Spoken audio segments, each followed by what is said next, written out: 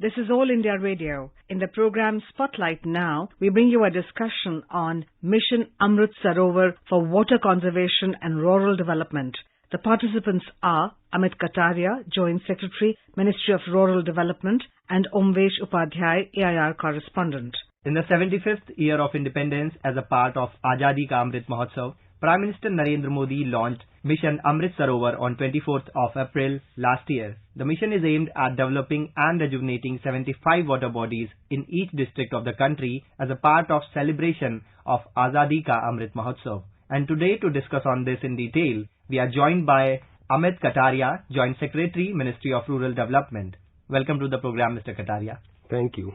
So, Mr. Kataria, to begin the discussion, I would like you to tell in detail to our listeners about the Amrit Sarova mission and what is its significance. We all are aware how important water as a resource is.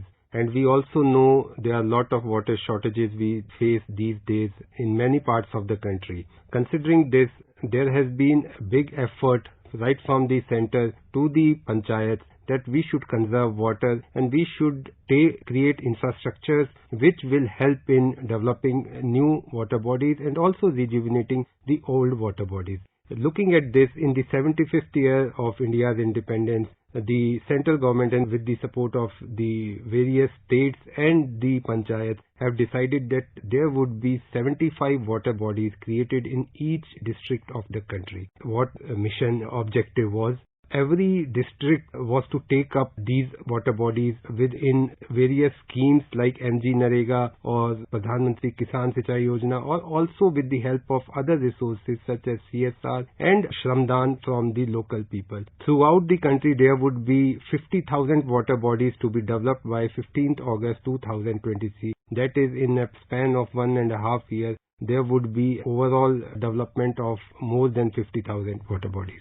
So when we are talking that government is aiming to have 50,000 water bodies by 15th of August this year, what is the progress on the mission till now? The work has been going on for the last 1 year and we have identified almost 1 lakh sites for these Amrit Sarovars. Work has commenced on around 67,000 such sites, and till now around 41,000 water bodies have already been constructed. Looking at this, we expect that by the starting of the monsoon this year, we would be able to achieve this target of 50,000. So progress is quite good and we expect that we would be able to achieve the given targets. In fact, we will surpass the targets. And Mr. Kataria, there is a concept of user groups that have been formed. So can you please share with our listeners what is the concept of this Jan Bhagidari? Jan Bhagidari or people's participation is the focal point of these Amrit Sarovars. We know we construct lots of water bodies every year, but what we were missing is this Jan Bhagidari component. In Mission Amrit Sarova, every Amrit Sarovar has been tied up with one panchayat level pratinidhi and a panchayat level officer to monitor its progress during its construction. The inauguration or the stone laying ceremony was being held with the freedom fighters, their family members, martyrs' family members, Padma awardees or other senior citizens of the local area. They were all engaged at all level of stages. There was national flag hoisting, there was a various plantation program happening on these sites. And the most important component was the user group. These user groups are the local people or the local users of those Amrit Sarovars who utilize the water for their economic purpose, for their livelihood purpose, such as they use it for the irrigation of their fields or use it as for fisheries. So these user groups not only derive their livelihood from this Amrit Sarovars but also maintain it. We know that maintenance has been major problems and lot of encroachment happens. People throw garbage in the pond. So if we have a user group, they will not only have these surroundings maintained but also use it for their own livelihood. So this is very unique concept in as far as Amrit Sarovar goes in comparison to the earlier construction of water bodies. And Mr. Kataria, you slightly mentioned about the livelihood that the rural people will get with Mission Amrit Sarovar. Can you please share the details also? The Mission Amrit Sarovar has these user groups attached with this. Most of these user groups are people who depends on their livelihood through these water bodies which used to exist earlier, or if these are new water bodies, then these people will get livelihood from there. We have done a small survey according to which we found that around 30 to 40% of these water is being used for irrigation by the persons who do agriculture around those areas. Around 19% are people who will do fisheries in these ponds. Also, various other smaller livelihood activities like production of singharas in these ponds, or these water can be used for water supply. So these minor components are also part of these water bodies. So overall, these user group will have people, they will get the direct benefit from these Amrit Sarovars, and their livelihood or their incomes will be enhanced with the creation of these Amrit Sarovars. And Mr. Kataria, when we look at the mission, it is not only about creating new or building new ponds or sarovars, but also rejuvenating the old ones. So how the shortlisting happens per se for each district or per se the state?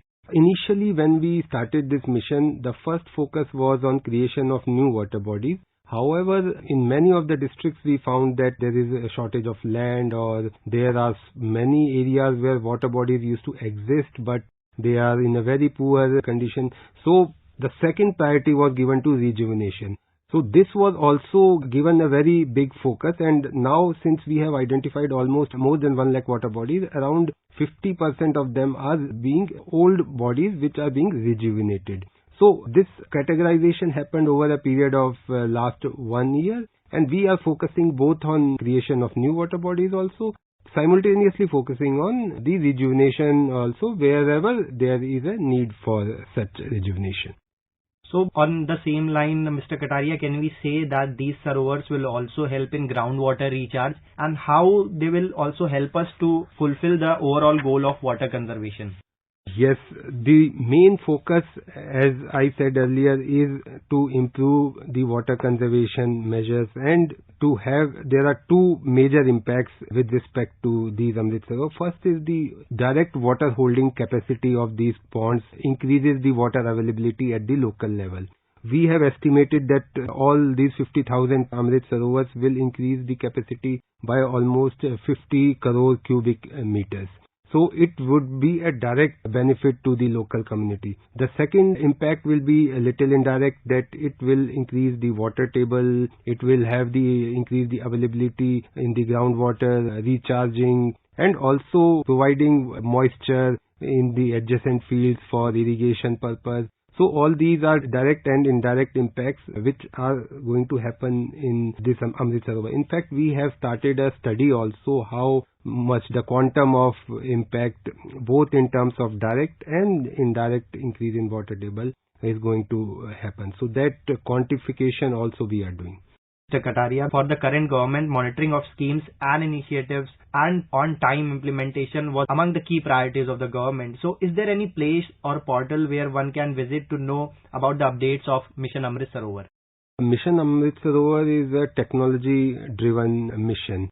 Right from the beginning, we have used technology at the best level. The main portal, which was developed by BISEG Ahmedabad, it uses the GIS technology right from the identification, which is done through remote sensing satellites. Then all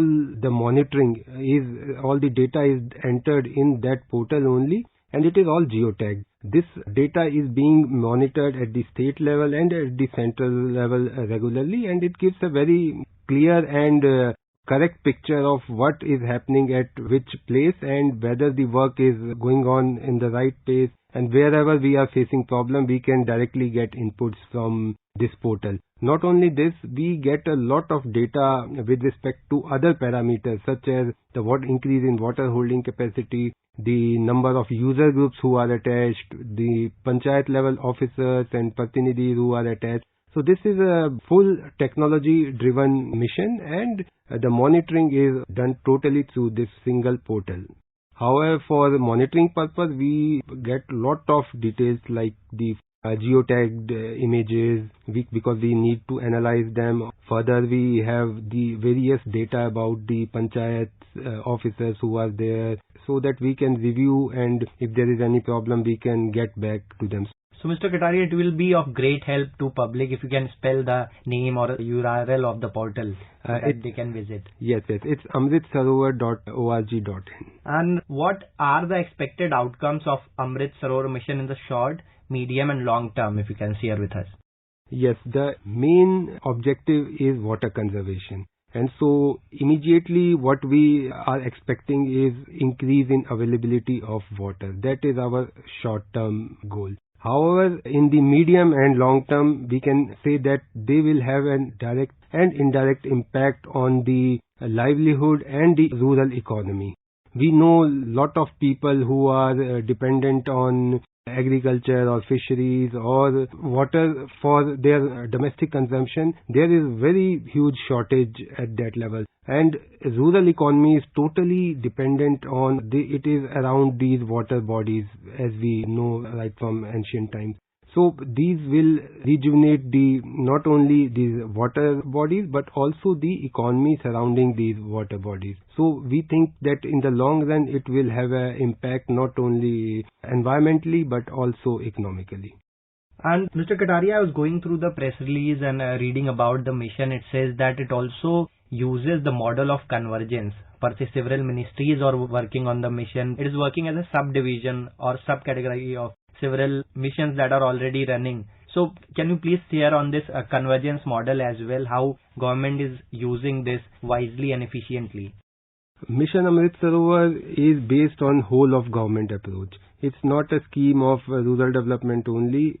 There are 6 different ministries who have issued a joint advisory initially that we have to use all the funds from various schemes of these 6 ministries for Mission Amrit Sarovar. RD only uses around 60 to 70% of its MG Narega funds. However, there are other schemes like 15 FC, Campa funds, Har Khet Ko Pani. Even the Ministry of Railways and Ministry of Road Transport and Highways, they have contributed through their own resources for generation of Amrit Sarovar. CSR is also one of the major component where public money is being used, or the Jan Bhagidari is being used for creation of Amrit Sarovar. So a Mission Amrit Sarovar is a perfect example of whole of government approach, and various ministries are working in tandem to create these water bodies. And in the concluding stage, I want to understand from you, Mr. Kataria, and it is a two-end question. One is on employment generation, because we are building around 50,000 water bodies overall in India. So how especially it will create employment opportunities for youth or people in the rural part. Plus, on the other end, we are seeing a public-private partnership that you mentioned about in your answer. We have seen it in space sector, we have seen it rising in defense sector.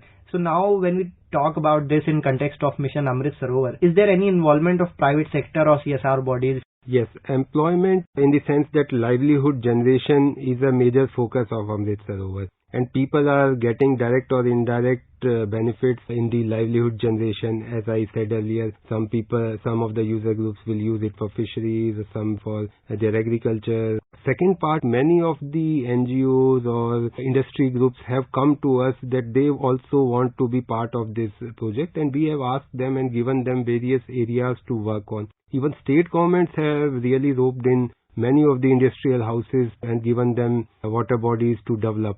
In fact, almost I think around 5 to 8% water bodies are there. We have figures that they have been made through CSR, so which is a very good percentage considering that it's such a huge project. So yes, public-private partnership is working in a big way in Amrit Sarovar, and we really appreciate that people have come forward, especially these industries or NGOs which are contributing directly to this social cause.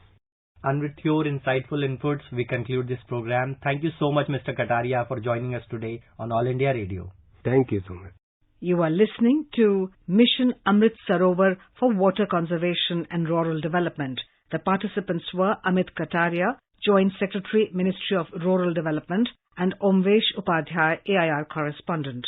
This program was produced and presented by the News Services Division of All India Radio. You can listen to it on our mobile app, News on AIR. This program is also available on our YouTube channel, News on AIR Official. You may share your feedback about this program through email at airnsdtalks@gmail.com or WhatsApp on 928 909 4044.